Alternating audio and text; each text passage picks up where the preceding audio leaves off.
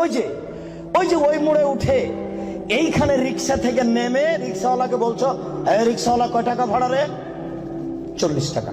হ্যাঁ বেটা, 20 টাকা ভাড়া, 40 টাকা চাও। এক থাপ্পড় দিয়ে 20 টাকা দিয়ে বিদায় করে দিলে। এখন এই পাপ তওবা করে ক্ষমা হবে না, মরা পর্যন্ত কাঁদলেও হবে না। এটা খুবই জটিল। জেনার পাপের চেয়ে রিক্সাওয়ালাকে একটা থাপ্পড় মারা কত যে কঠিন, আপনাকে আমি কি দিয়ে বুঝাই? এই ছেলে, তোমার বাপ দলীয় দাপটে জমি দখল করেছে, দিন রাত যদি তোমার বাপ তাহাজ্জুদ পড়ে হবে না। শফিকুল ইসলাম জাগরণী বলেছেন, লাভ হবে না কবর পাকা করে দিয়েছেন, বাপের কবর যদি স্বর্ণ দিয়ে বানান করে লাভ হবে না। নজরুল ইসলাম বলেছেন, মসজিদের পাশে কবর দিও ভাই।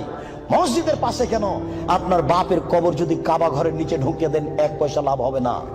শুনুন, রিক্সাওয়ালাকে থাপ্পড় মেরেছেন, ক্ষমার পৃথিবীতে কোনো সুযোগ নেই। রিক্সাওয়ালাকে খুঁজে বের করতে হবে, খুঁজে বের করে হাত ধরে বলতে হবে, ও রিক্সাওয়ালা, আমি বুঝতে পারিনি গো, তোমাকে এক থাপ্পড় মারা আমার ভুল হয়েছে, তুমি আমাকে মাফ করো। এই কথা বলার পূর্ব পর্যন্ত পৃথিবীতে কোথাও ক্ষমা নেই। এরা মানুষের সাথে জড়িত পাপ। এই ছেলে, তুমি দিন রাত গরু জবাই করো আর কসাই গোস্ত বিক্রি করো, কোটি টাকা ইনকাম করো, তাতে আসে যায় না। কোটি টাকা ইনকাম করো, তাতে আসে যায় না।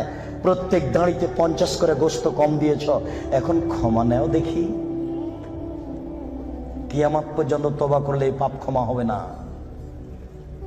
যে না যত বড়ই পাপ হোক না কেন, গোস্ত ঠগিয়ে বিক্রি করার চেয়ে ছোট, গোস্ত ঠগিয়ে বিক্রি করার চেয়ে অনেক বেশি বড় পাপ। এই ছেলে, তুমি তো শহরে প্রতারণা দিয়ে ব্যবসা করছো, এটা দাম কত? 1500। তুমি জানো যে এর দাম 300। আচ্ছা 300 তুমি 500 চাও। চলন্ত বাজার যদি এর 2000 টাকা হয় তবু জায়েজ। তুমি জেনে শুনে বললে 1500 টাকা, তার মানে তুমি প্রতারণা দিয়েছ। একদিনে যদি কোটি টাকা ইনকাম হয় তবু তোমাকে একদিন ভিক্ষুক হতেই হবে। তুমি এইভাবে ব্যবসা কোনোদিন সফলতা অর্জন করতে পারবে না। শুনুন, ডবল দাম নেওয়া যায়, প্রমাণ 10 গুণ দাম নেওয়া যায় যদি চলন্ত বাজার সেটা হয়। প্রমাণ, আল্লাহ রাসূল বলেন, আনাস, এই যে 1 টাকা নাও, ছাগল কিনে নিয়ে আসো। আনাস বাজারে গিয়ে 1 টাকা দিয়ে ছাগল কিনে আরেক জায়গাতে 2 টাকায় বিক্রি করেছেন। 2 টাকা দিয়ে বিক্রি করে আবার 1 টাকা দিয়ে একটা ছাগল কিনেছেন আর 1 টাকা নিয়ে চলে এসেছেন। আল্লাহ রাসূল, এনেন একটা ছাগল আর 1 টাকা। আনাস, কি ব্যাপার?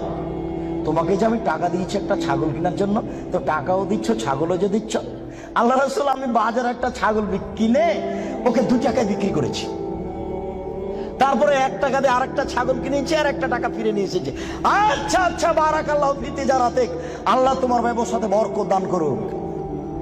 কি বুঝলেন? ডবল দামে বিক্রি করেছে।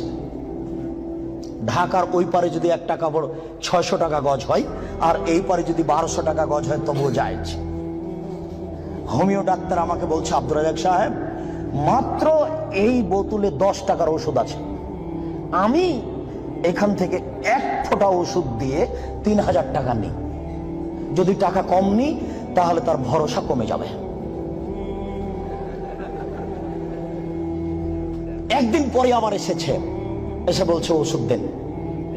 কি করি, আমিও নিরুপায়। তখন এমনি পানি দিয়েছি, কিচ্ছু না, পানি দিয়েছি, দিয়ে 500 টাকা নিয়েছি। যদি 50 টাকা নিই তাহলে সে মনে মনে বলবে আমাকে কোনো ওষুধ দিল না, আমি কি করব? তখন আমি বললাম, ব্যবসা করো, প্রতারণা দিও না। চলন্ত বাজার যদি 1500 টাকা হয় তাহলে নেও, অথবা 500 টাকা নেও, ওই সময় 200 টাকা নিও।